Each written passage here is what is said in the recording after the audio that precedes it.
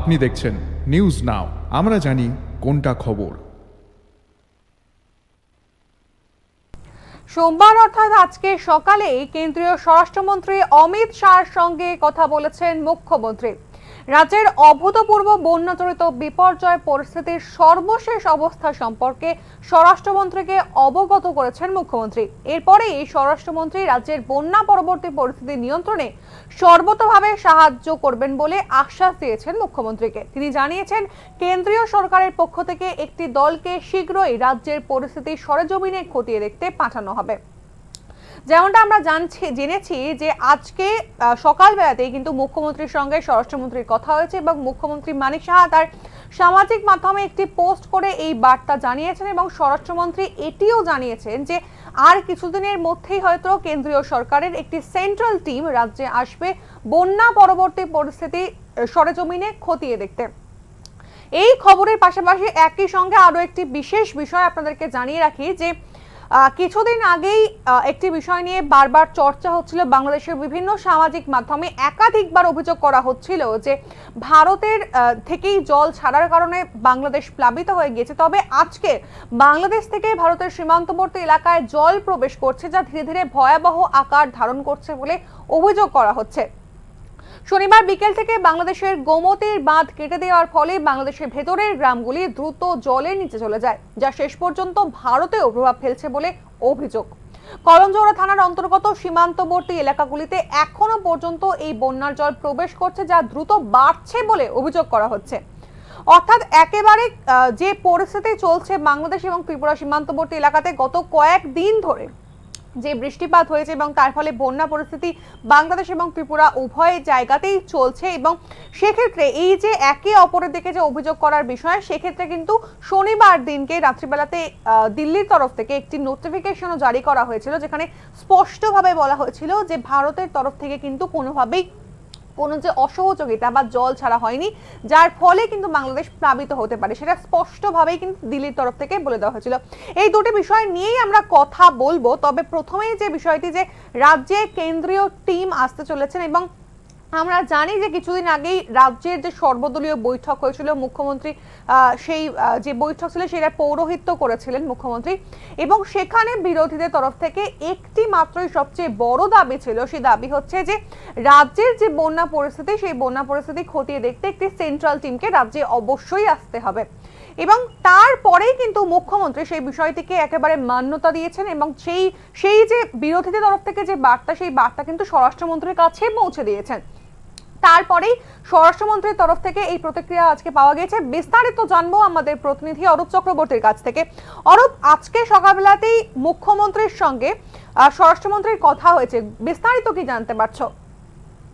এই বিষয়টা নিয়ে সকালবেলায় কথা হয়েছে এবং মুখ্যমন্ত্রী ডক্টর মানিক সাহা ইতিমধ্যেই তার সামাজিক যে মাধ্যম, সেই মাধ্যমে সেটা তিনি দিয়েছেন।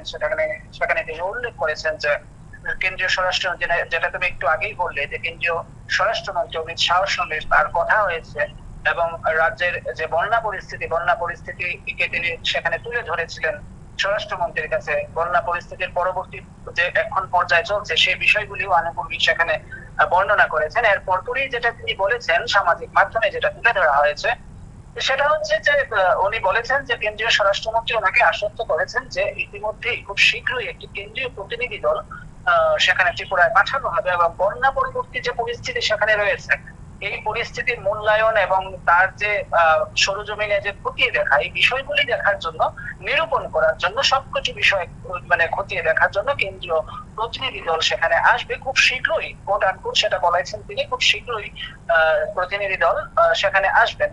আমাদের সঙ্গে যতটুকু খবর হয়েছে, আমরা নিউজ নাওয়ের পক্ষ থেকে এই বিষয়টা নিয়ে আমরা খোঁজ খবর নেওয়ার চেষ্টা করেছিলাম প্রশাসনের কাছ থেকে। যে বিষয়টা এখনো পর্যন্ত উঠে আসছে, আগামী 2 কি 3 দিনের মধ্যেই এই কেন্দ্রীয় প্রতিনিধি দল খুব সম্ভবত ত্রিপুরাতে এসে পৌঁছে যেতে পারেন কেন্দ্রীয় স্বরাষ্ট্রমন্ত্রীর নির্দেশে। তো সেই ক্ষেত্রে গোটা বিষয়টা যেটা উঠে আসছে যে আগামী 2-3 দিনের মধ্যেই হয়তো আশা করা যাচ্ছে কেন্দ্রীয় একটা প্রতিনিধি দল সেখানে আসবে। তো সেই ক্ষেত্রে মুখ্যমন্ত্রী আজকে সেটা একটা বার্তা, স্পষ্টই বার্তা দিয়েছেন। আশা করা যাচ্ছে আগামী 2-3 দিনের মধ্যেই কেন্দ্রীয় প্রতিনিধি ত্রিপুরা সফর করবে। সহিনী, এই জায়গাতেই একটা প্রশ্ন, যেদিনকে সর্বদলীয় বৈঠক হলো, অর্থাৎ শনিবার দিনকে একটি সর্বদলীয় বৈঠক হয়েছিল যেমনটা আমরা জানি, সেক্ষেত্রে কিন্তু বিরোধীদের তরফ থেকে একদম সব থেকে বড় যে দাবিটা রাখা হয়েছিল সেটা হচ্ছে যে কেন্দ্রীয় প্রতিনিধি দলকে রাজ্যে আসতে হবে গোটা পরিস্থিতি সরেজমিনে দেখার জন্য। সেই দাবি কি কোথাও গিয়ে পূর্ণতা পেল, কি মনে হয়? একদম একদম সহেলি, এই বিষয়টা একদম পূর্ণতা পেল এবং সেখানে মুখ্যমন্ত্রী কিন্তু একটা সর্বদলীয় বৈঠক ডেকেছিলেন, যেটা আমরা প্রথম নিউজ নাও সেটা খুব আনুষ্ঠানিক সেটা কভার করেছিলাম এই নিউজটা। তো সেখানে সর্বদলীয় বৈঠক যে কনফারেন্সটা হয়েছে, সর্বদলীয় বৈঠক সেখানে মুখ্যমন্ত্রী ডেকেছেন সবগুলি রাজনৈতিক দল, অপোজিশন এবং রুলিং তার যে অ্যালায়েন্স আছে বিজেপি, ওই সবগুলি রাজনৈতিক দলকে সেখানে তিনি আমন্ত্রণ জানিয়েছিলেন এবং প্রত্যেকটা রাজনৈতিক দলের যে তাদের মতামত, সেক্ষেত্রে তাদের সাজেশন সেগুলি সেখানে নোট ডাউন করা হয়েছিল এবং তারপরই সেখানে তিনি একটা প্রেস ব্রিফিং দিয়েছিলেন, সেখানে একটা সাংবাদিক সম্মেলন করেছিলেন, সেখানে একটা প্রেস কনফারেন্স করেছিলেন এবং প্রেস কনফারেন্সে মুখ্যমন্ত্রী নিজেই বলেছিলেন যে প্রত্যেকটা বিভিন্ন রাজনৈতিক দলের পক্ষ থেকে, বিশেষ করে অপোজিশনের পক্ষ থেকে একটা দাবি ছিল যে কেন্দ্রীয় প্রতিনিধি দলের একটা রাজ্য সফরের জন্য যাতে রাজ্য সরকারের তরফ থেকে একটা সেখানে একটা আমন্ত্রণ বা এরকম একটা বিষয় জানানো হয় কেন্দ্রীয় স্বরাষ্ট্রমন্ত্রীর তরফে, স্বরাষ্ট্র দপ্তরের মন্ত্রকের কাছে। এবং সেটা মুখ্যমন্ত্রী সেটা বলেছিলেন যে হ্যাঁ, এই বিষয়টাতে আমরা দেখছি কি করা যায়। ঠিক তার পরপরই কিন্তু মুখ্যমন্ত্রী সেখানে স্বরাষ্ট্রমন্ত্রীকে পুরো সেখানে বিস্তৃতি সেখানে দিয়েছিলেন এবং আজকে ঠিক 72 ঘন্টার মধ্যেই কিন্তু সামাজিক মাধ্যমে তিনি সেখানে উল্লেখ করেছেন যেখানে স্বরাষ্ট্র মন্ত্রকের তরফ থেকে একটা কেন্দ্রীয় প্রতিনিধি দল খুব শীঘ্রই ত্রিপুরাতে সেখানে পাঠানো হবে। তো সেখানে বিরোধীদের তরফ থেকে যে সাজেশন গুলি দেওয়া হয়েছিল সেখানে মুখ্যমন্ত্রী সেটা নিজেও স্বীকার করে নিয়েছেন এবং সেটাকে সেটাকে খুব সাকসেসফুল বলে, সদর্থক বলে সেটা বলেছিলেন যে বৈঠকটা। তো তারপর থেকেই সেটা বলা যেতে পারে যে একটা মান্যতা পায় যে বিরোধীদের যে একটা মতামত, সেখানে কিন্তু মুখ্যমন্ত্রী তাকে গুরুত্ব দিয়েছেন এবং গুরুত্ব দিয়েই তাদের মতামতটাকে সেখানে ফরওয়ার্ড করা হয়েছে সেখানে স্বরাষ্ট্র মন্ত্রকের কাছে এবং তার রেজাল্ট মানে 72 ঘন্টার মধ্যেই সেখানে চলে এসেছে এবং স্বরাষ্ট্র মন্ত্রক থেকে জানানো হয়েছে যে একটা কেন্দ্রীয় প্রতিনিধি দল খুব শীঘ্রই রাজ্যে পাঠানো হবে এবং নিশ্চয়ই সেটা একটা পূর্ণতা পেল, এটা বলা যেতেই পারে সোহেলি। এর পাশাপাশি যে খবরটা আমরা আরো চোখ রাখছিলাম যে বাংলাদেশ থেকে ভারতের সীমান্তবর্তী এলাকায় বন্যার জল প্রবেশ করছে, যা ধীরে ধীরে ভয়াবহ আকার ধারণ করছে এবং সেটি আপনারা দেখতে পাচ্ছেন সরাসরি নিউজ নামের পর্দাতে। এই বিষয়তে কি জানা যাচ্ছে যে হঠাৎ করে প্রাথমিকভাবে যে বিষয়টি উঠে এসেছিল, বাংলাদেশের তরফ থেকে একটা অভিযোগ করা হচ্ছিল যে ভারতের জল ছাড়ার কারণেই তারা প্লাবিত হয়ে গিয়েছে। পরবর্তী সময়তে আবার দিল্লির তরফ থেকে একটা সাফাই দেওয়া হয়েছিল এবং গোটা বিষয়টিকে পরিষ্কার করে দেওয়া হয়েছিল। তারপরে আজকের এই বিষয়টি যদি একটু পরিষ্কার করে গুছিয়ে বলো আমাদেরকে যে গোটা বিষয়টি আসলে কোন দিকে যাচ্ছে।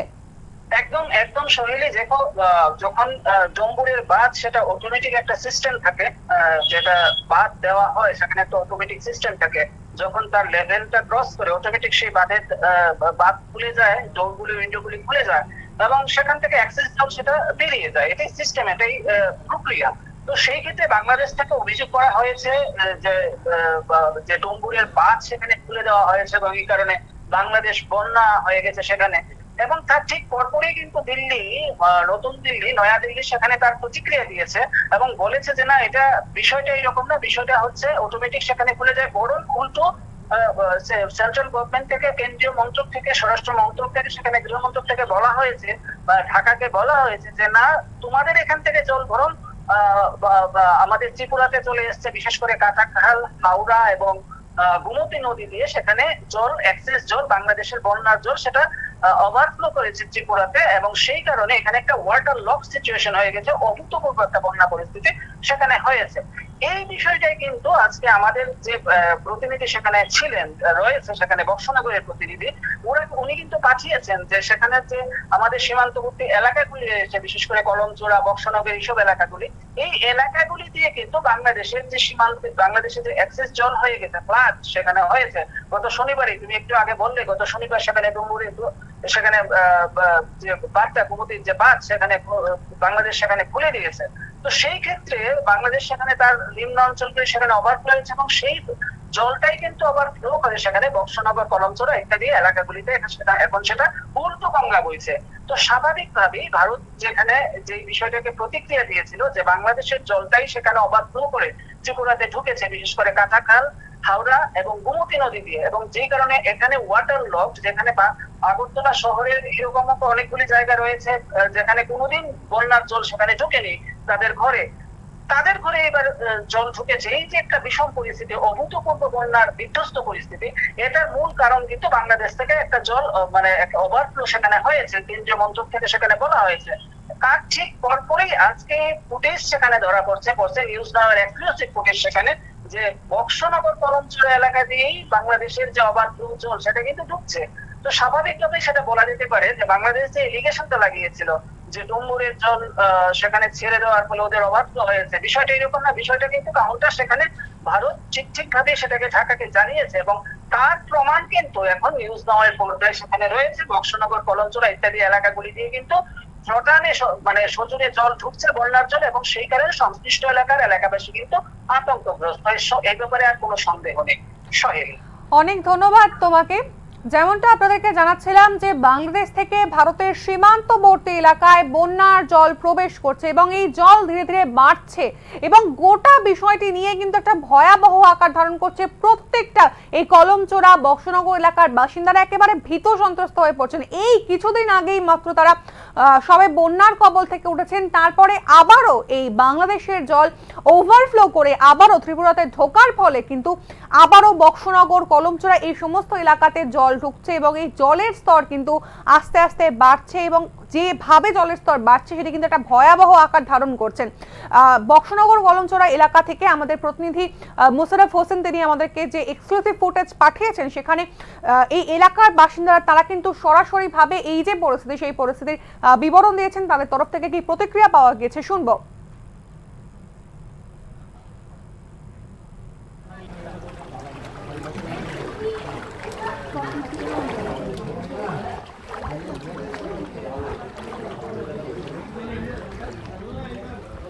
এলাকাতে নগর সীমান্তে এত জল, বৃষ্টি তো নাই 2-3 দিন যাবত, কিন্তু এত জল কোথায় থেকে আইছে?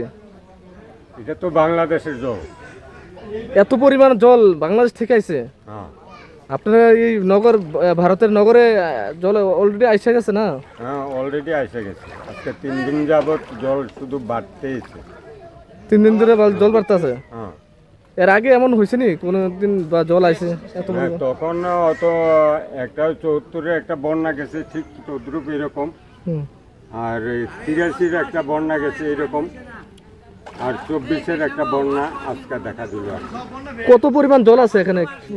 এখানে প্রায় 12 থেকে 14 ফুটের নিচে হবে। মানে 3 দিন ধরে জল আইতাছে নাকি? জল কি বাড়তাছে না কমতাছে? বাড়তেছে। বাংলাদেশ থেকে বাড়তাছে, এদিকে আসতেছে? এদিকে আসছে। কতটুকু পর্যন্ত গেছে ভারতের ভিতরে?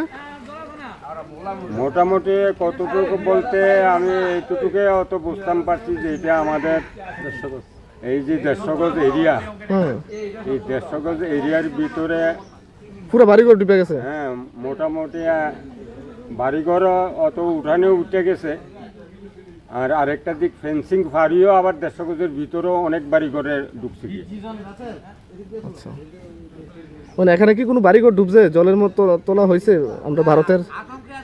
এখন মানুষ খুবই একটা আতঙ্কে আছে, যেটি অত মাটির দেওয়া ঘর, এই ঘরগুলা যখন অত পানিটা একটু টান ধরবে তখন এই ঘরগুলো আর থাকবে না, পড়ে যাবে। তাই অত অনুরোধ করছি অত সরকারের প্রতি যাতে কোনো সাহায্য যদি দেওয়া যায় তাহলে সবচেয়ে বেটার হবে। জল কোন সময় থেকে এত বাড়তি?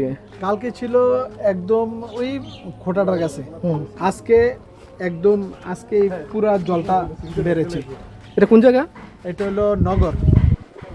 এর আগে কেমন জল হয়েছিল এখানে? 88, আমরা তো ছোট ছিলাম, 88 সনে নাকি এরকম বন্যা হয়েছিল। কি বাংলাদেশ থেকে আসছে জল? এটা জলটা বাংলাদেশ থেকে আসছে, এখনো আসতে আছে। বাড়ি ঘরে জল ঢুকছে? হ্যাঁ ঢুকছে, অনেক বাড়ি ঘরে জল আছে। ওদের বাড়িতে একদম নিচে ঘরের মধ্যে। এটা কি কলসিমুড়া নগর? এটা কলসিমুড়া নগর। এই জায়গাটা বাংলাদেশ কোন জায়গা ধরে? হ্যাঁ, বাংলাদেশ কোন জায়গা? বাংলাদেশ হলো শঙ্কুচাল, পাঁচরা। যেমনটা আপনাদেরকে জানাচ্ছিলাম যে আজকে সকালবেলাতেই কিন্তু কেন্দ্রীয় স্বরাষ্ট্রমন্ত্রী অমিত শাহর সঙ্গে বন্যা পরবর্তী পরিস্থিতি ঠিক কিভাবে মোকাবিলা করা যায় সেই সমস্ত বিষয় নিয়ে কথা বলেছেন মুখ্যমন্ত্রী এবং রাজ্যের অভূতপূর্ব বন্যাজনিত বিপর্যয় পরিস্থিতির সর্বশেষ যে অবস্থা সেই অবস্থা সম্পর্কেও কিন্তু স্বরাষ্ট্রমন্ত্রীকে অবগত করেছেন তিনি। এরপরে কিন্তু কেন্দ্রীয় স্বরাষ্ট্রমন্ত্রী অমিত শাহ তিনি আশ্বাস দিয়েছেন যে একটি সেন্ট্রাল টিম যে আমাদের রাজ্য ভিজিট করবেন এবং তারপরেই যে পরবর্তী পদক্ষেপ সেই পদক্ষেপগুলি নেওয়া হবে। কিন্তু সেন্ট্রাল টিম রাজ্য ভিজিট করার পরেই একটি বিশেষ খবর আবারও এসে পৌঁছেছে যে বাংলাদেশ থেকে জল এবার ওভারফ্লো হয়ে এই কলমচৌড়া, বক্সনগর এই সমস্ত এলাকা প্লাবিত করছে এবং যার ফলে সময় যত বাড়ছে ততই কিন্তু জলের স্তর আবারও বাড়ছে। কিছুদিন আগেই মাত্র এই বন্যা পরিস্থিতি থেকে বেঁচে ফিরেছেন এই মানুষগুলি, তারপরে আবারও বাংলাদেশের জল ওভারফ্লো হয়ে এই জায়গাগুলিতে আসার ফলে আবারও কিন্তু একটা ভয়ঙ্কর আতঙ্কের পরিবেশ সৃষ্টি হচ্ছে।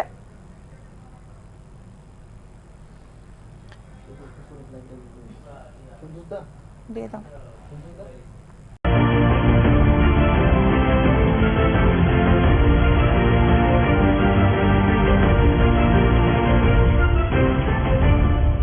আপনি দেখছেন নিউজ নাও। স্বাদে ভরা ঘিয়ের সুবাস লংতরায়, কি ভালো খেতে। শুদ্ধ ঘিয়ের আবেশ ভরা লংতরায়, অপূর্ব সুগন্ধ, পুষ্টি ভরা ঘিয়ের খাবার, গাওয়া ঘি প্রিয় সবার লংতরায়। একেই বলে বিশুদ্ধ ঘি। বিশুদ্ধ ঘি নাম মনে রেখো লংতরায়। লংতরাই ঘি রোজ খাবারে তোমাকে চাই। লংতরায়, লংতরায়, লংতরায়। আপনি দেখছেন নিউজ নাও। আমরা জানি কোনটা খবর।